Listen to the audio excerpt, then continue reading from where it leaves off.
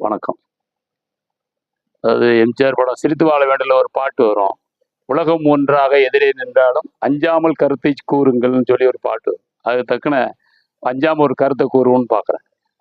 அதாவது இது என்னன்னா அமித்ஷாவின் பூனை புலி ஆட்டம் அப்படிங்கிற ஒரு தலைப்பு. அரசியல் பத்தி சொல்லலாம்னு நினைக்கிறேன்.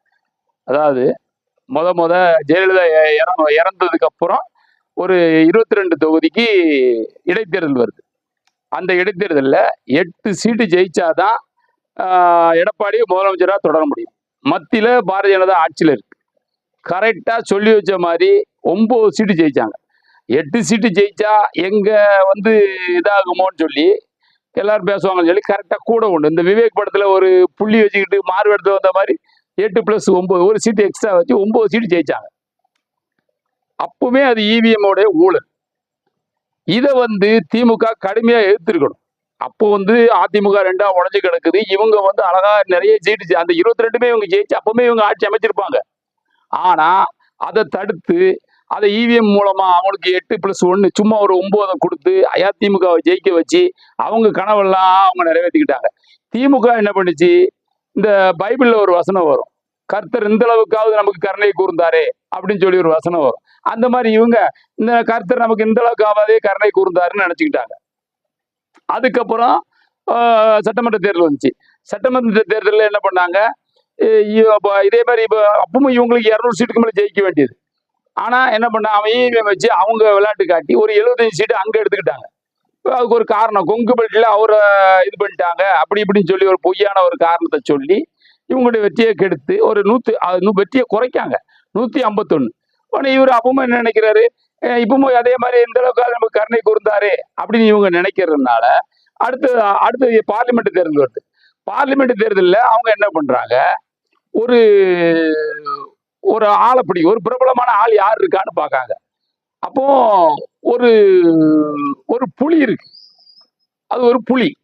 அது எப்படி புலின்னா, அது ஜெயலலிதா ஆட்சியில் இருக்கும் போதே இந்த ஆட்சியை இதுக்கு மேலே இந்த ஆட்சி வந்துச்சுன்னா இந்த ஆட்சியை அந்த தமிழ்நாட்டை ஆண்டவனாலையும் காப்பாற்ற முடியாது. ஒரு உரிமிச்சு ஒரு ஒரு ஒரு உரிமிச்சு புலி உரிமம்ல அப்படி உரிமிச்சு. அப்போ அந்த ஆட்சி கவுத்துச்சு. அப்புறம் அந்த அம்மா ஆட்சியில் இருக்கும்போது கூட இன்னொரு தடவை என்ன நடந்துச்சுன்னா, இவருடைய காரை மறிச்சு செக் பண்ணாங்க.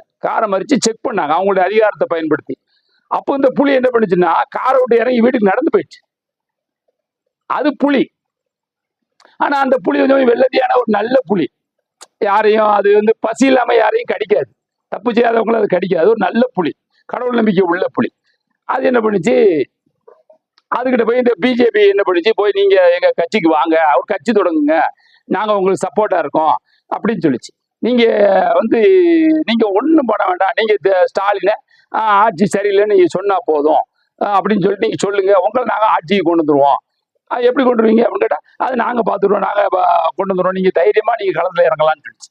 ஆனா அந்த வெள்ளந்தியான அந்த வெள்ளை புலி, அந்த புலி நம்ம நேற்று வரைக்கும் தோல்ல கை போட்டு பழகிட்டு இன்னைக்கு அவனை கெட்டவன் நல்லவன் இல்லை அப்படின்னு சொல்லல, அதுக்கு உடன்பாடு இல்லை. அது ரொம்ப கடவுள் நம்பிக்கையான புலி. ரெண்டாவது அதுக்கு இந்த முதலமைச்சர் பதவி அது மாதிரிலாம் ஒரு மிகப்பெரிய ஆசை அப்படிலாம் கிடையாது. அந்த புலி என்ன பண்ணிட்டு அப்புறம் ஒரு கட்டத்துக்கு மேல போகும்போது அந்த பிஜேபி அமித்ஷா அவங்க குரூப் எல்லாம் மிரட்டி கூட பார்த்தாங்க. ஆனா அது புலியாச்சே, அது யாருக்கும் பயப்படல. அது திருப்பி மிரட்டி விட்டுட்டு போன்னு சொல்லிட்டு, நான் வரல, நான் அப்படிலாம் பண்ண முடியாது, முடிஞ்சதை பார்த்துக்கோன்னு சொல்லிட்டு, அது முடிஞ்சதை பார்த்துக்கோன்னு சொல்லிட்டு சரி. அப்போ இப்போ எப்படி இவிஎம் மிஷின் வச்சு விளையாட்டு காட்டினாலும் ஒரு காரணம் வேணும். அப்படி ஒரு காரணம் வேணும்ல. இப்போ ஒரு ஒரு ஒவ்வொரு ஏதாவது ஒரு காரணம் வேணும். அப்போ அப்படி காரணத்தை சொல்லித்தான் களவாங்க முடியும். என்ன மழை பெஞ்சாதான் ஒரு விஷயத்த பண்ண முடியும். ஒரு திருடன் இருக்கான், அவன் என்ன நினைப்பான், இருட்டுன்னு பார்ப்பான். பகல்ல திருட முடியாது, இருட்டு வரணும், இல்லைன்னா கரண்டை கட் பண்ணணும், கரண்ட் போயிடுச்சு அப்படிங்கிற ஒரு காரணத்தை சொல்லி அவன் திருடுவான். அதே மாதிரி இவங்க என்ன பண்றாங்க, ரஜினிகாந்தை பார்த்தாங்க. அந்த ரஜினிகாந்த் என்ன பண்றாரு, முடியாதுன்னு சொல்லிட்டாரு. அவர் ஒரு உண்மையிலே புலிங்கிறத அவரு ட்ராக் ரெக்கார்டை பார்த்தாலே தெரியும். அதுக்கப்புறம் பிஜேபி என்ன பண்ணுச்சு, அவங்க வரலன்னு ஒண்ணுமே பண்ண முடியல.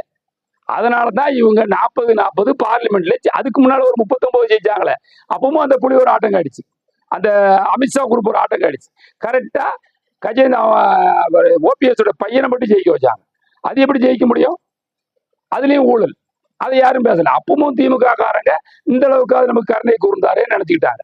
அதுக்கு அடுத்தாப்புலதான் இந்த வாட்டி விடக்கூடாதுன்னு சொல்லி ரஜினிகாந்த் எலெக்ஷன்ல கொண்டு வர பார்த்தாங்க. ரஜினி வர மாட்டேன்ட்டார். அப்போ காரணம் இல்லாம ஒண்ணும் பண்ண முடியாதுன்னு சொல்லி விட்டாங்க. இவங்க 40-40 அடிச்சிட்டாங்க. ஆனா பிஜேபி அந்த அமித்ஷாங்கிறவரு பசியோடு இருக்கார். எப்படிடா என்னடா பண்ணுன்னு பாக்குறாரு. அப்போ அவர் என்ன பண்றாரு, இங்க உள்ள பிஜேபி காரர்கிட்ட கேட்கிறாரு. அங்க அவர்தான் தெரியுமே, இங்க அடுத்தாப்புல அதே மாதிரி ஒரு ஏதாவது புலி இருக்கா அப்படின்னு கேட்காங்க. அப்போ என்ன சொல்றாங்க, சார் இங்க புலி இல்ல, ஒரு பூனை இருக்கு.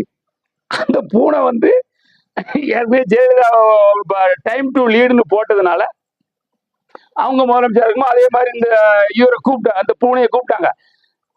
கூப்பிட்டு என்னப்பா இப்படி போடுறா சொன்னாங்க. உடனே இந்த பூனை இப்படி கையை கட்டிக்கிட்டு அம்மான்னு சொல்லி மியா மியான்னு கத்திட்டு வந்துட்டு, ஆனா கொஞ்சம் ப்ராப்ளமா இருக்கு அப்படின்னு சொன்னாங்க. உடனே பரவாயில்லையே, அப்படியே அந்த பூனையை பிடிச்சிட்டு வா அப்படின்னாங்க. அந்த பூனையை பிடிக்குன்னா பூனை எப்படி பிடிக்குது, அதுவும் கொஞ்சம் ஒரு இது மாதிரியான பூனை தான், பைந்தாங்குழி பூனை. அதனால அது வந்துருக்கு. அப்ப அந்த பூனை எப்படி கொண்டு வர அப்படின்னு சொல்லி ஒரு கருப்பு பூனையை அனுப்புறாங்க. ஒரு கருப்பு பூனை பல கட்சி மாதிரி அங்க போய் சேர்ந்து கரெக்டா நீங்க கொண்டு வா அப்படின்னு சொல்லி கொண்டு வராங்க. கொண்டு வந்ததுக்கு அப்புறம் அந்த கரூர் சம்பவத்துக்கு அப்புறம் என்ன பண்றாங்க, இந்த கருப்பு பூனை சொல்றாங்க, நீ எப்படியாவது இங்க கொண்டு வந்து சிபிஐ கொண்டு வந்திருக்காங்க. இது சிபிஐக்கு போகுது இந்த வழக்கு. போன உடனே இந்த பூனை சார் எல்லாம் சொல்றாங்க, சார் இந்த பூனை வந்து புலி மாதிரி உருமாது, நான் கத்தும். அப்போ என்ன பண்ணாங்க, அது கத்துனா பரவாயில்ல, நாங்க அதை வந்து கிராபிக்ஸ் மூலமா அது உருமுறை மாதிரி பண்ணிடுவோம் அப்படின்னு சொல்லி கொண்டு வந்து இவரை வந்து அந்த கேஸ்ல பிடிச்சி, நீ வந்து தீய சக்தின்னு சொல்லு அப்படின்னு சொன்னாங்க. இவர் தீய சக்தின்னு சொன்னார். அவங்க இவிஎம் மிஷினை வச்சு இப்போ அவங்களுக்கு காரணம் கிடைச்சு போச்சு. இப்போ இவரு புதுசா வந்ததுனாலதான் திமுக தோத்துட்டு அப்படின்னு சொல்றதுக்கு ஒரு காரணம் கிடைச்சு போச்சு.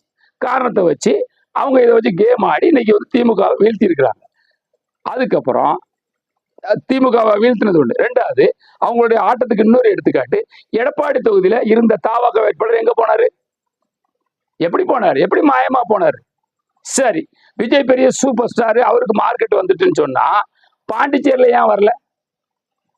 எம்ஜிஆர் இதே மாதிரி இதை விட பெரிய சூப்பர் ஸ்டாரா இருந்தாரு. ஆனா அவர் ஜெயிக்கும் போது பாண்டிச்சேரியிலையும் ஜெயிச்சார். ஏன் இவர் பாண்டிச்சேரியில ஜெயிக்கல? பாண்டிச்சேரியில இவருடைய ஓட்டு பர்சன்ட் எத்தனை? ஏன் ஜெயிக்கல? அங்க என்ன ஷாருக் கான் சல்மான் கானுமா நடிச்சுக்கிட்டு இருக்கான்? அங்கேயும் ஒரு தானே சூப்பர் ஸ்டாரு, அங்கேயும் இதே ரசிகர்கள் கூட்டம் இருந்துச்சு இல்ல? அப்ப அவங்க இதே ஓட்டு போட்டுருக்கணும்ல, அந்த ஓட்டை எங்க? ஏன்னா அங்க பிஜேபி ஆண்டுகிட்டு இருக்கு. அவன் இங்க அவன் அந்த அங்க விளையாட்டு காட்டல, இங்க விளையாட்டு காட்டுறான். விளையாட்டு காட்டி ஒரு ஜெயிச்சிருக்காருன்னு சொல்லி இதை நம்ம நம்ப வைக்கிறாங்க. இதை நம்புறவங்க நம்பிக்கோங்க. அதான் இது வந்து அமித்ஷாவோட பூனை புலி ஆட்டம். இதுதான். வணக்கம்.